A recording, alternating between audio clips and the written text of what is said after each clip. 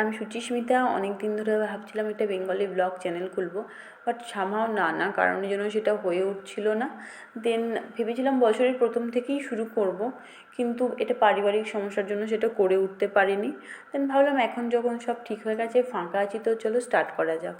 একটা ছোট ইনফরমেশন তোমাদের সাথে আমার শেয়ার করে রাখা উচিত, যেটা এটা হচ্ছে আমার ফার্স্ট টাইম।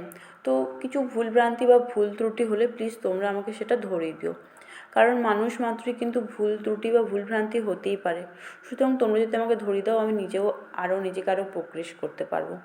সো প্লিজ, তো আজকে চলো, অনেকগুলো কাজ আছে, ফটাফট করে আগে সেরে নেবো, তারপর স্নান করব। আর এই শাড়ি দুটো কিন্তু আমি আমার শাশুড়ি মায়ের কাছ থেকে নিয়েছিলাম। দুটো শাড়িরই কালার কিন্তু অসাধারণ। এটা হচ্ছে ফার্স্ট শাড়িটা, দুটো শাড়িকেই আমি ফলস পিকো করতে দেবো। অ্যান্ড এটা হচ্ছে সেকেন্ড শাড়িটা, যার দুটো শাড়িরই কালার আমার এতটা সুন্দর লেগেছে, জাস্ট কিছু বলার নেই।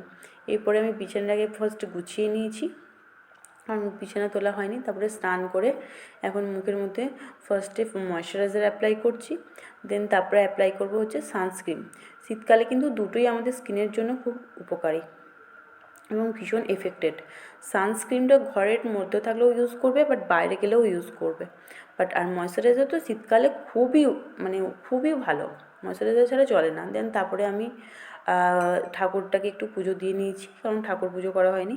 এবার বাজারে গিয়ে একবারে কিছু ফল এবং আইব্রো করে চলে এসেছি ঘরে। দেন এরপরে চলে এসেছি ডাইরেক্ট লাঞ্চে ছিল ভাত, আলু সানা আর মাছ পোস্ত, আর ছিল হচ্ছে মাছের টক। এইভাবে পুরো দিনটাকে আমি এনজয় করেছি। তোমরাও আজকের দিনটাকে এইভাবে এনজয় করো। টাটা।